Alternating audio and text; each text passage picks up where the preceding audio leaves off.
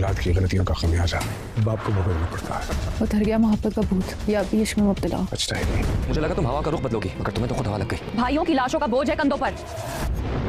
अपनी माँ बहन और दादी का ख्याल रखना।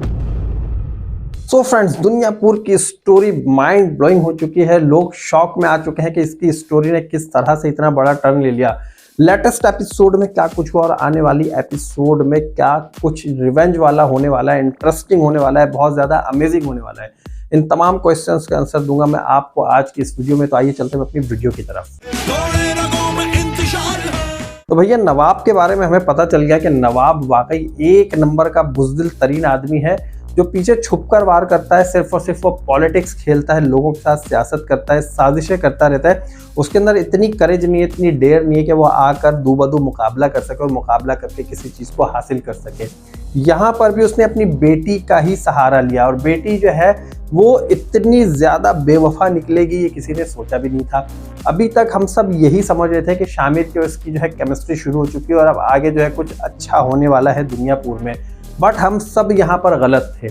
हमें अब ये बात समझ में आ गई कि नौरोज़ आदम या उसकी अम्मा जो कुछ कहती हैं दुनियापुर के बारे में, वो बिल्कुल ठीक कहती हुई नजर आती है कि दुनियापुर में सिर्फ ताकत से हुकूमत याद है, यहाँ मोहब्बत की कोई औकात नहीं है और मोहब्बत को एग्जिस्ट ही नहीं करती है दुनियापुर में। तो बिल्कुल सही कहते हैं, अभी तक उनकी बात हमें ठीक नज़र आ रही है, क्योंकि यहाँ पर शामिर ने मोहब्बत की तो उसके बदले उन्हें क्या मिला आपने देख लिया है।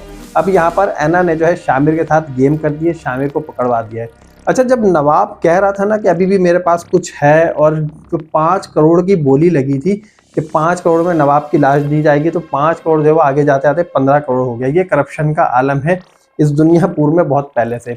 तो बहरहाल वो 5 करोड़ 15 करोड़ में बदल गया, लेकिन 15 करोड़ के बदले भी कुछ नहीं मिला। नवाब की जगह पर सिवाय चंद गाँव तकिए के और कुछ भी नहीं रखा था। उस पर ही जब फायर मारा तो वहाँ पर औरंगजेब और जो ये जबरदस्त कसाई का बेटा, इन दोनों का काम तमाम हो गया।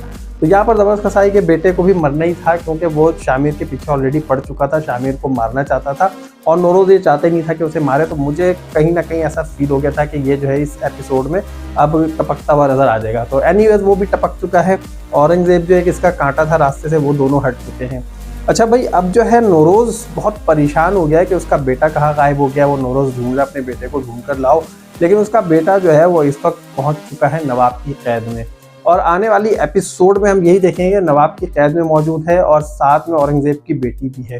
लेकिन अभी भी शामिर उसकी बेटी से ये नहीं कह रहा कि मैं तुमसे मोहब्बत करता हूँ या मैं तुमसे कोई ऐसी बात करता हुआ नजर नहीं आ रहा है।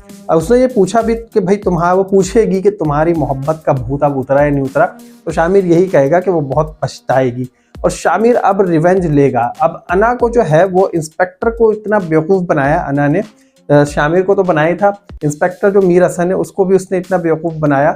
अब मीर हसन जाएगा और जाकर उससे यही पूछेगा कि तुम ये बताओ, तुम, मैं तो समझ रहा था कि तुम डट जाओगे इस जुल्म के खिलाफ, बहुत अच्छा काम करोगे, कोई पॉजिटिव, लेकिन वो यही कहती हुई नजर आएगी 4 भाइयों का खून है, उसका बदला लेना है भाई मुझे, मैं कहाँ से डट सकती हूँ, मैं तो मोहब्बत कर ही नहीं रही थी।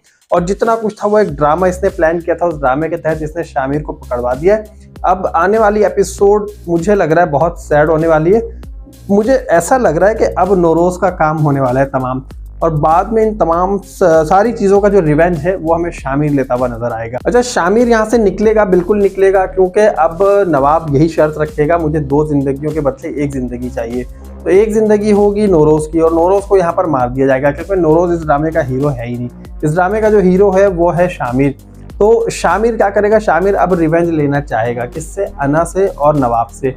और वो अपने रिवेंज के लिए क्या क्या प्लान करेगा। अब उसके ऊपर सिर्फ 1-2 चीज़ों का रिवेंज नहीं है, उसके ऊपर जो है अपने भाई का जो मौत हुई थी उसका बदला लेना है, फिर उसके बाद जो है अपने चाचा की मौत का बदला लेना है, ज़बरदस्त कसाई के बेटे की मौत का बदला लेना है और साथ में अब नौरोज़ आदम की मौत का भी बदला लेगा। क्योंकि आने वाली एपिसोड में मुझे ऐसा लग रहा है कि नौरोज़ आदम का काम तमाम हो जाएगा, नौरोज़ आदम को ये जो है दफना देंगे। क्योंकि नौरोज़ आदम का एक डायलॉग अभी आप सुनिएगा, इससे आप क्या समझते हैं कि क्या नौरोज़ आदम बचेगा या नहीं बचेगा। तो इसके बाद आपको क्या लगा, क्या नौरोज़ आदम बच पाएगा? मुझे तो नहीं लग रहा है, क्योंकि ये जो डायलॉग है ये एक वसीयत के तौर पे करके जा रहा है और इस वसीयत को निभाने के लिए अब आगे बढ़ेगा शामिर और आकर इसके विजन को आगे बढ़ाएगा और दुनियापुर का कंट्रोल किस तरह हासिल करेगा, नवाबों को किस तरह शिकस्त देगा, ये आने वाली एपिसोड्स में हमें पता चलता जाएगा। तो आने वाली एपिसोड में क्या होगा और मजीद एपिसोड्स में क्या होने वाला है, ये हम आपको टाइम टू टाइम बताते रहेंगे। उसके लिए ज़रूरी है कि आप मेरे चैनल को सब्सक्राइब कीजिए वीडियो अगर आपको अच्छी लगी है तो लाइक का बटन जरूर प्रेस कर दीजिएगा, अगर आपको अच्छी नहीं लगी है तो आप डिसलाइक का बटन प्रेस कर दीजिएगा। दोनों सूत्रों में मुझे अच्छा लगेगा कि आपने लाइक या डिसलाइक कुछ भी किया है। और चैनल को जल्दी सब्सक्राइब कीजिए। नेक्स्ट वीडियो तक के लिए मुझे इजाज़त दीजिए। अल्लाह हाफिज़।